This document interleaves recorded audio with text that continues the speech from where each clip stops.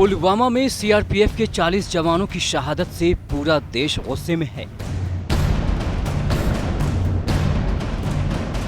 मोदी सरकार full action में। पाकिस्तान पर मोदी सरकार का एक के बाद एक घातक प्रहार जारी है।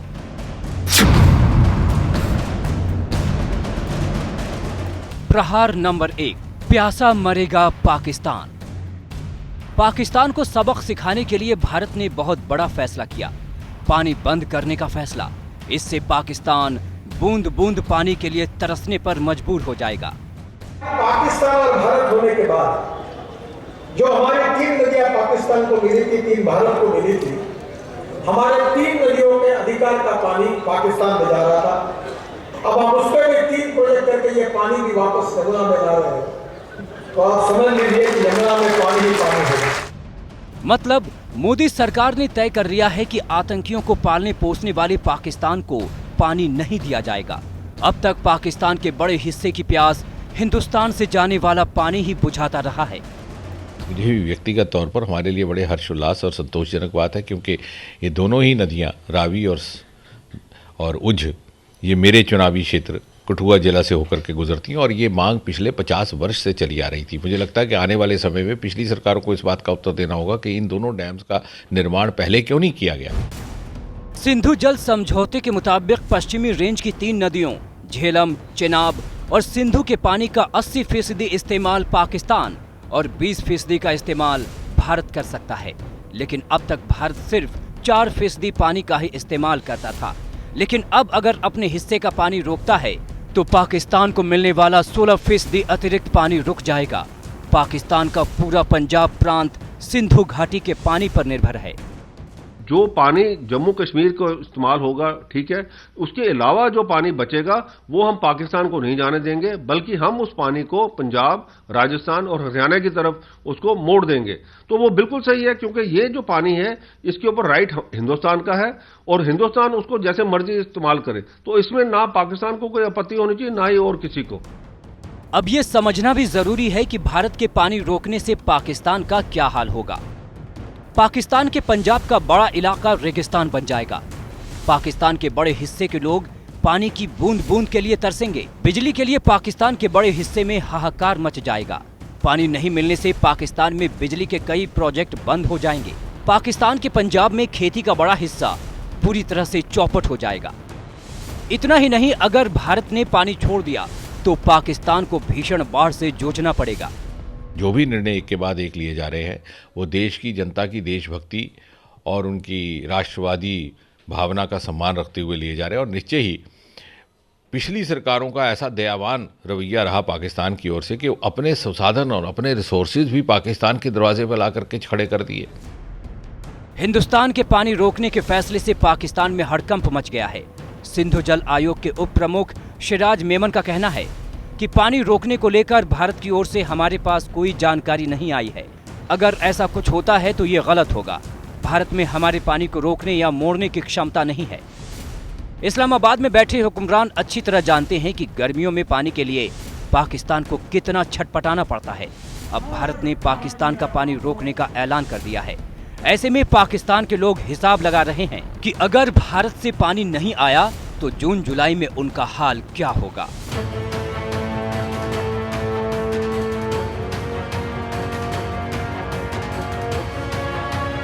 प्रहार नंबर 2, अलग थलग पड़ा पाकिस्तान। पुलवामा हमले की साजिश किसने रची? पूरी दुनिया जानती है। आतंकी संगठन जैश-ए-मोहम्मद ने साजिश रची। जैश को किसने पाला पोसा? पूरी दुनिया जानती है, पाकिस्तान ने। ऐसे में भारत ने पाकिस्तान को चौतरफा घेरने और अलग थलग करने की कूटनीति पर काम तेज कर दिया है। संयुक्त राष्ट्र सुरक्षा परिषद के सदस्य देशों ने पुलवामा आतंकी हमले की काफी कड़े शब्दों में निंदा की है। दुनिया के 15 शक्तिशाली देशों के इस मंच ने कहा कि सुरक्षा परिषद के सदस्य 14 फरवरी 2019 को जम्मू कश्मीर में जघन्य और कायराना तरीके से हुए आत्मघाती हमले की कड़ी निंदा करते हैं, जिसमें भारत के अर्धसैनिक बल के 40 जवान शहीद हो गए थे और इस हमले की जिम्मेदारी जैश-ए-मोहम्मद ने ली थी। इसमें आगे कहा गया है कि आतंकवाद के ऐसे निंदनीय कृत्य के लिए जिम्मेदार साजिशकर्ता, फाइनेंसर और स्पॉन्सर को न्याय के दायरे में लाने की आवश्यकता है।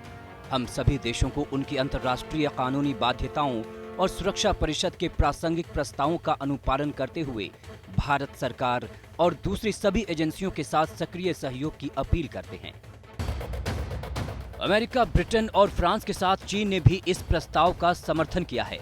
मतलब जैश ए मोहम्मद पर चीन के रुख में बड़ा बदलाव पाकिस्तान के लिए झटका और भारत के लिए बड़ी राहत है। हालांकि इसमें मसूद अजहर का जिक्र नहीं है। यूएनएससी ने आतंकवाद को अंतर्राष्ट्रीय शांति और सुरक्षा के लिए गंभीर खतरों में से एक बताया है। प्रहार नंबर 3, हाफिज सईद पर कसा शिकंजा। भारत की ठोस कूटनीति और कड़े रुख से पाकिस्तानी हुक्मरानों की बेचैनी बढ़ गई है। आनन फानन में गुरुवार को पाकिस्तान के प्रधानमंत्री इमरान खान ने राष्ट्रीय सुरक्षा समिति की बैठक की। इसमें जमातुद दावा और फलाह इंसानियत पर पूर्ण प्रतिबंध लगाने का आदेश दिया। ये दोनों ही संगठन मुंबई हमले के मास्टरमाइंड हाफिज सईद द्वारा चलाए जाते हैं। हाफिज दोनों संगठनों के जरिए करीब 300 धार्मिक शिक्षण संस्थान चलाता है। हाल ही में इन दोनों संगठनों पर बैन हटाया गया था। हाफिज इन्हीं दोनों संगठनों के नाम पर अपने आतंकी कारखाने के लिए फंड जुटाता है। ऐसे में इमरान सरकार ने जमातुद दावा और फलाह इंसानियत पर प्रतिबंध लगाकर दुनिया भर के देशों को संदेश देने की कोशिश की है कि इस्लामाबाद आतंकियों को कोई रियायत नहीं देता। प्रहार नंबर 4, अलगाववादियों से सुरक्षा वापस। मोदी सरकार साफ साफ संदेश दे रही है कि अब और नहीं सहेगा हिंदुस्तान।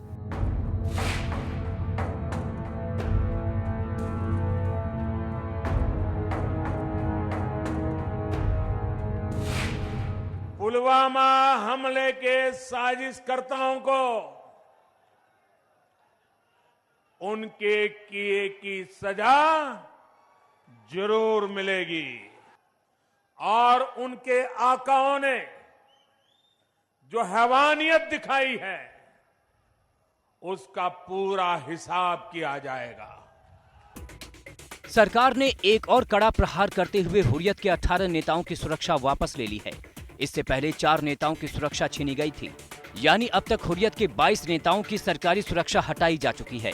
जिन बड़े हुर्रियत नेताओं की सुरक्षा हटाई गई है उनमें शामिल हैं SAS गिलानी, यासिन मलिक, आगा सईद मौसवी, मौलवी अब्बास अंसारी, सलीम गिलानी, शाहिदुल इस्लाम, जफर अकबर बट, फारूक अहमद किचलू, नईम अहमद खान, मुख्तार अहमद वाजा, मसू अब्बास अंसारी, आगा सईद अबुल हुसैन, अब्दुल गनी शाह और मोहम्मद मुसादिक बट। इससे पहले मीर वाइज उमर फारूक, प्रोफेसर अब्दुल गनी बट, बिलाल लोन और शब्बीर शाह की सुरक्षा वापस ली गई थी। कि हुर्रियत कॉन्फ्रेंस के अलगाववादी नेता हों या कुछ पॉलिटिकल पार्टियों के वो नेता जो खाते हिंदुस्तान का हैं और गुनगाते पाकिस्तान का हैं, उनकी सुरक्षा हटा ली गई है।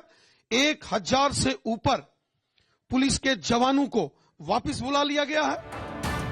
कश्मीर घाटी में आतंकियों से जरा भी सहानुभूति रखने वालों को सरकार ने सख्त संदेश दे दिया है कि अब खाएंगे हिंदुस्तान का और गाएंगे पाकिस्तान का, ये नहीं चलने वाला।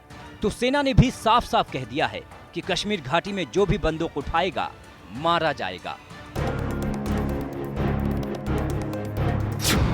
प्रहार नंबर 5, पाकिस्तान के कारोबार पर बड़ी चोट। हिंदुस्तान के कारोबारियों ने साफ साफ कह दिया है कि अब आतंकिस्तान का कोई माल नहीं खरीदेंगे। न मेवा, न सेंधा नमक, न खाद, न सीमेंट। सरकार ने भी ऐलान कर दिया है कि आतंकिस्तान को वो मोस्ट फेवर्ड नेशन का दर्जा नहीं देगा। The most favored nation status which had been granted to Pakistan stands withdrawn.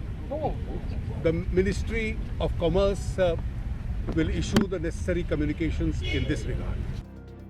सिर्फ सरकार ही नहीं, किसान भी पाकिस्तान को सबक सिखाने के लिए तैयार हैं।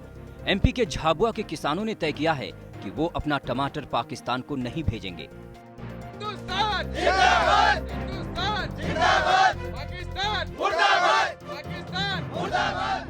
हमारे मन में तो यही पीड़ा है कि जो हमारे 40 जवान आज शहीद हुए हैं। हम किसान हैं, हम टमाटर अन्न पैदा करते हैं। जो टमाटर हम पाकिस्तान को भेजते हैं वो पाकिस्तान वही टमाटर खा के हमारे जवानों को, नौजवानों को जो मार रहे हैं। यही हम तो हमारे गांव से एक एक जो यंग लड़का है ये चाहते हैं, अगर ये कोई हमको भर्ती करता है तो हम अपने छाती पे बम बांधकर और सारे पाकिस्तान में कूद के और पूरे पाकिस्तान को सफाया करना चाहते हैं। अब टमाटर आप पाकिस्तान को नहीं भेजेंगे? टमाटर हम पाकिस्तान को भेजेंगे और न किसी को भेजने देंगे। होशंगाबाद के कारोबारियों ने भी तय किया है कि पाकिस्तान से आने वाले मेवा और खजूर अब उनको नहीं चाहिए। इससे पाकिस्तान को सालाना 60 करोड़ रुपए मिल जाते थे। 2017-18 में भारत से पाकिस्तान को करीब 3500 करोड़ रुपए का कारोबार हुआ था। अगर ऐसे ही भारत की सख्ती जारी रही तो वो दिन दूर नहीं जब पाकिस्तान दाने दाने को मुहताज हो जाएगा। प्रहार नंबर 6। क्रिकेट में भी पाकिस्तान होगा bold. Nicely played again. Once again that short arm pull coming into effect. Bharat Pakistan के बीच मैच का इंतजार पूरी दुनिया के क्रिकेट दीवानों को रहता है। हर बॉल पर दर्शकों की सांसें ऊपर नीचे होती हैं। लेकिन जब जवानों की शहादत और पाकिस्तान के धोखे की बात आई तो हमारे क्रिकेटर भी बोलने लगे कि ऐसे कैसे खेल लेंगे पाकिस्तान से। अगर खोलेंगे तो हर चीज खोल लेना चाहिए, अगर नहीं खोलेंगे तो कोई चीज नहीं खुली होनी चाहिए, सब पे बैन होनी चाहिए। क्योंकि मैं बिल्कुल अभी से नहीं 3-4-5 साल से मैं यही कह रहा हूँ, तो मेरा ये स्टैंड हर बार यही रहेगा कि क्योंकि हर बार हमको जो प्रॉब्लम होती है, जब लोग कितने मर जाते हैं, हमारे जवान मर जाते हैं, सिविलियन मर जाते हैं, बहुत से लोग अल्लाह के अटैक्स में जो मर जाते हैं, तो मैं समझता हूँ कि बिल्कुल सही रहेगा। अटैक्स हैं बार बार इंडिया के ऊपर हो रहे हैं, उसको कैसे रोका जाए? अगर उसको रोकेंगे नहीं तो फिर हम क्रिकेट खेले जाएंगे, मतलब हम अपना काम करे जा रहे हैं। फिर हमें तो ऐसा लगता है कि हमें परवाह ही नहीं है, बट उन भाइयों को परवाह है जो वहाँ पे हमारे लिए लड़ाई लड़ रहे हैं कि वो देश खुशहाल रहे। बट हमें तो अपना बस गेम से मतलब है। ऐसा नहीं चल सकता कि दो तरफा काम नहीं हो सकता। जब उनको ज़रूरत है हमें उनके साथ कंधे से कंधा मिला के खड़े होना चाहिए। और आज ये इस नतीजे पे हमें पहुँचना चाहिए कि हम पहले भारतवासी हैं, क्रिकेटर बाद में है।